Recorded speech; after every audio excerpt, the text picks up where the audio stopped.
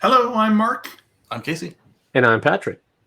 And today on the Tesla Life Express, we're going to be talking a little bit about the new IWES factory. But first, let's roll that title.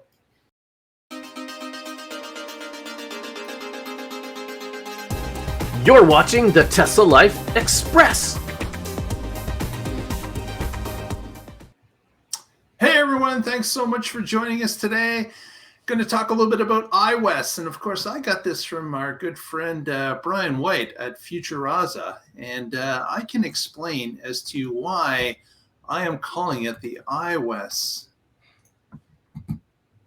And as you can see from this shared photo, IWES.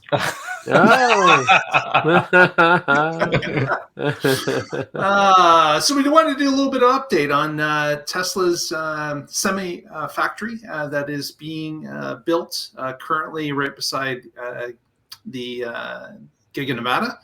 And this is a render, not an actual photo. But if you want to see some actual photos, we would certainly suggest following the Zangler YouTube channel, where this particular Tesla Roddy article has taken a number of the shots from Zangler's YouTube website. So we're not going to be showing any video. If you want to see the video, go subscribe to Zangler's site. But this part of the drone army.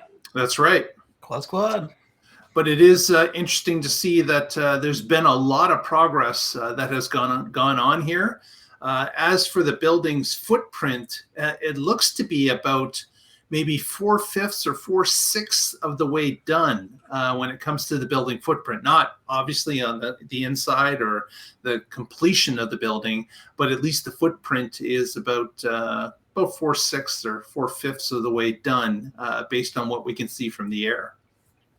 With the size of this thing, I wouldn't be surprised to see them actually setting up sections that are complete with their interior furnishings. Yeah, they've always done that, of course, when it comes to their large factories, is they've been able to, start different sites here and there, start different lines, bring in equipment for certain things that they know they're not going to have to reorganize the internal pieces. Just from this photo, of this aerial photo, you can see the rooftop units of HVAC units have been laid out here on this side of the building and the back side as well. But obviously up front here, the shiny area, this is just brand new roofing that's gone on, and the coating has not been applied to help with environmental issues and sunlight. And of course, the HVAC units aren't present at all. So certainly, yeah, they could start adding some lines in certain parts of the building that are more further along than other parts of the building. That looks like a render to me, with the way that blue wall is and the shininess. It doesn't look real. I can assure you, based on the video, it's real. Wow, cool. If we go to the next photo, which is a little bit of a closer up, you'll see the blue is a little bit of a different color. Right. And you can see almost the individual wall sheets that are up. And of course, the corner it's focusing on here, this is the stamping area. They've pushed this far into the underground and have started to build up the concrete and rebar to be able to handle, of course, the stamping of parts. And of course, we're expecting that the building may eventually come out to it, or this may be just kind of a separate building for stamping that's not connected directly with the factory, just in the top left of the picture. Is that a Giga Press or a regular stamping? Not sure, Casey, as to what it is exactly. Imagine just like one motion, you've got like half a semi. Done. Yeah, that would be pretty cool. They've been so successful with castings. I'm sure they're going to use them in the semi as well. Yeah. I just don't know if they could do as much as what they do with, say, a Model Y compared to the size of a semi. Physics. They do it with a Matchbox car. As Elon said. Yeah. Matchbox is a little bit smaller, isn't it? Right. So they might do 3 or 4 pieces instead of 2. But yeah. Exactly. That's cool. And so the reason I bring that up is that that would be a good reason to leave it outdoors. Is the ones at Fremont have caught fire a couple of times. And another photo that Zengler got with his drone flyover is maybe an Easter egg. Does this shape look kind of familiar to anybody? This open. Looks like Texas. What was that, Casey? Does it look like Texas? Oh, it looks like Rabovin to me. There you yes, go. Yeah. There you go. It looks like the front or the back of the Rabovin. Yeah, I see that now. I was thinking the looks like of the Austin factory, but yeah, I see the van.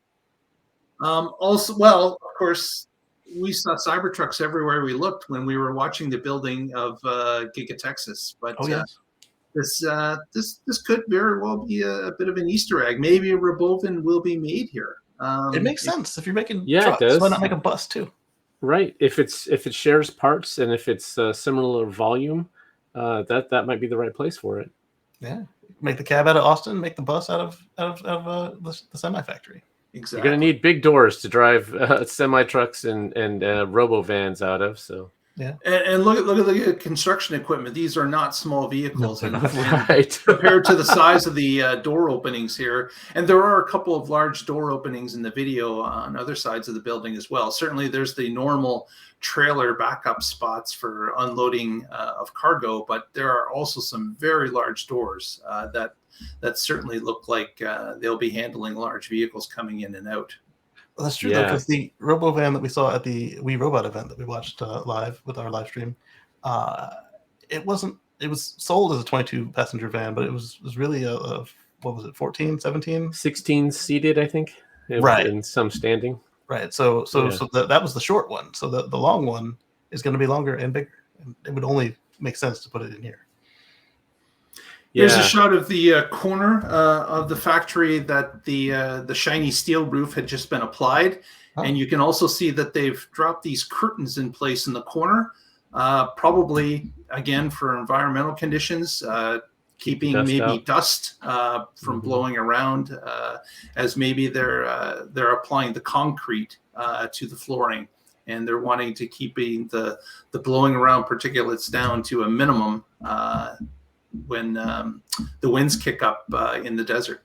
Yeah, their contractor or they on this construction crew must have some experience by now, because when you look at the rocket factory, and it's a different company, but it's a sister, they're doing the same thing. Like they were building rockets in a tent, and then the building got built around the tent, and then they took the tent out. Yep.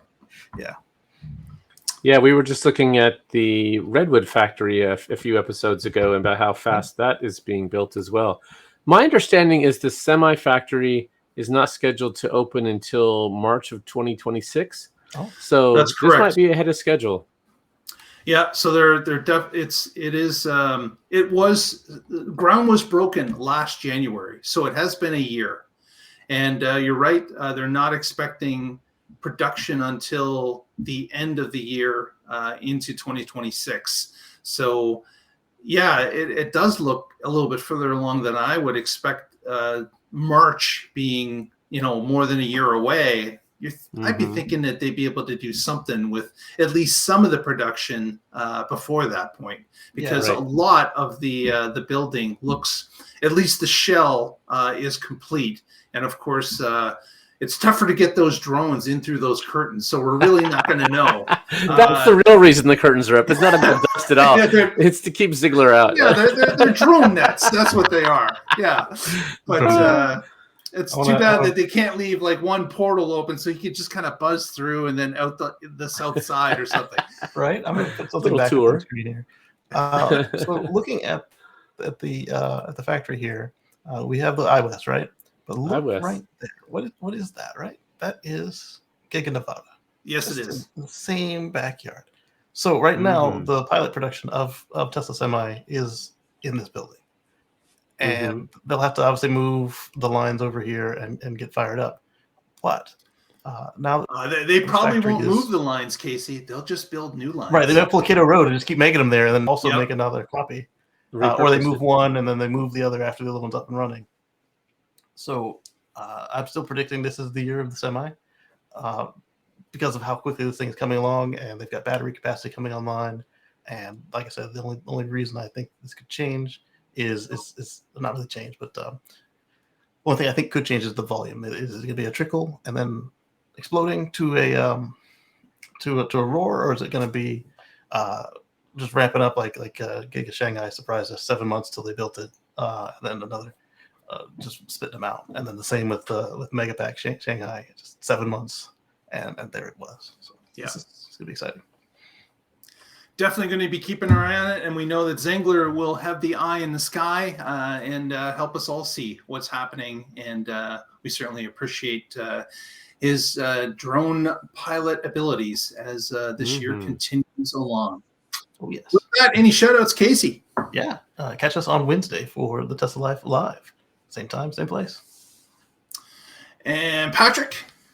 As always, I'm with the Oregon Electric Vehicle Association. You can find us at oeva.org, and I blog occasionally at carswithcords.net, where I write about my future free from fossil fuels. That's Thank right.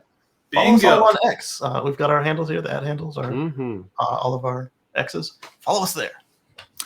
And if you haven't already, give us a thumbs up, press that subscribe. It really helps out a small channel like us. We would really appreciate you doing so. Thanks so much, and we'll get together next time and find out what's happening in the Tesla life.